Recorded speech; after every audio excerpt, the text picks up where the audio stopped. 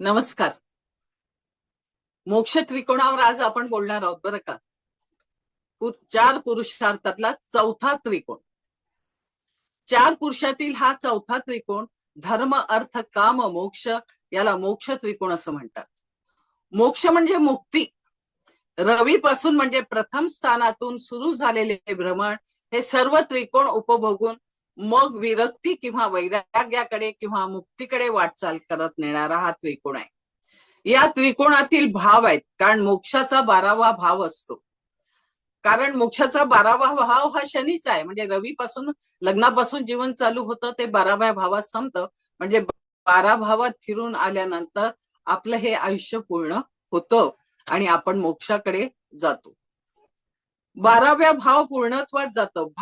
मोक्ष त्रिकोणाचे भाव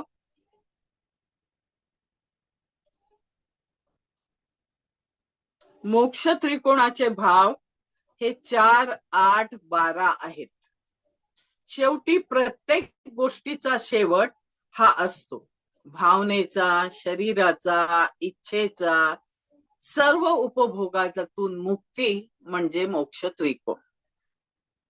मुक्ती ही हवीच, कारण भाव जेव्हा आपल्याला 12व्या भावापर्यंत प्रवास करायचा तर या जन्मातनं मानव जीवनात जन्मातनं आपल्याला मुक्ती हवी असते.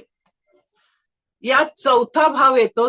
चौथा भाव म्हणजे काय? जनसंपर्क, आई, स्त्री वर्ग, घर, शेती, गुरे ढोरे, संपत्ती, वाहनांचे आणि घराचं हे स्थान आहे. जेव्हा वय वाढतं तेव्हा जनसंपर्क कमी होतो.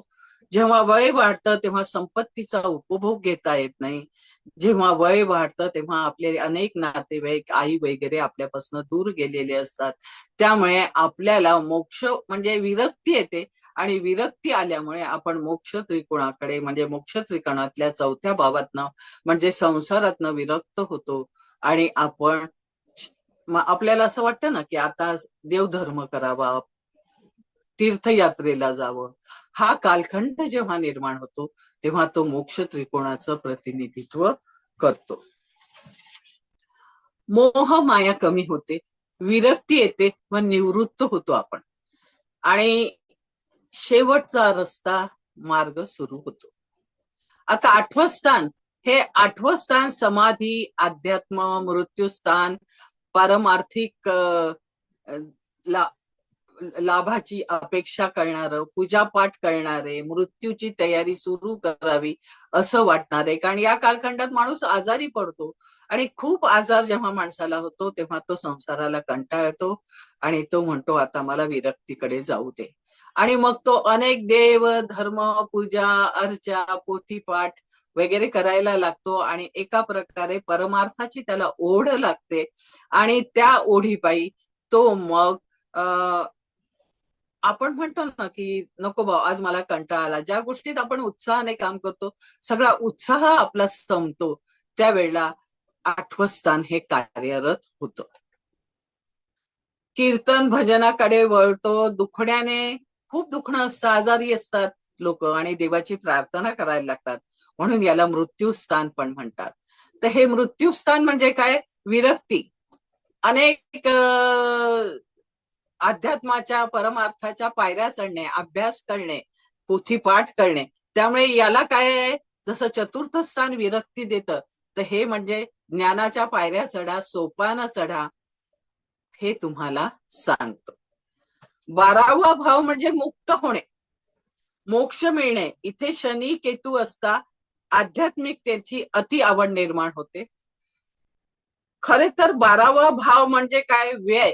कशाचा व्यय? व्यय सगळ्याचाच, मनाचा, भावनेचा, बुद्धिमत्तेचा, बरं का. सगळ्या गोष्टीचा जेव्हा व्यय चालू होतो तेव्हा हा व्यय म्हणजे आयुष्याचा पण व्यय होतो. तुमच्या प्रकृती स्वास्थ्याचा पण व्यय होतो आणि शेवटी असं वाटतं की आता पूर्ण विराम आपल्या आयुष्याला मिळायला पाहिजे. आणि जेव्हा पूर्ण विराम मिळण्याची इच्छा होते तेव्हाच त्याला मोक्ष त्रिकोण आपण असं म्हणतो. 4, 8, 12 म्हणजे आयुष्याची निवृत्ती, म्हणजे चतुर्थ भाव म्हणजे निवृत्ती. निवृत्तीनंतर सोपान म्हणजे पायऱ्या चढणे. ज्ञान म्हणजे ज्ञान घेणे आणि 12वा भाव म्हणजे मुक्ती.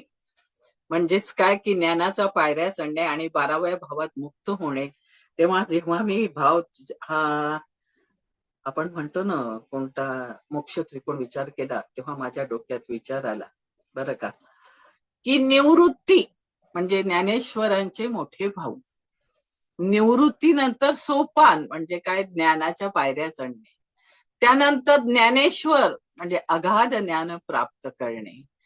कशाबद्दल? तर परमार्थाबद्दल. आणि 12वा भाव म्हणजे मुक्ताई, ज्ञानेश्वरांची बहीण.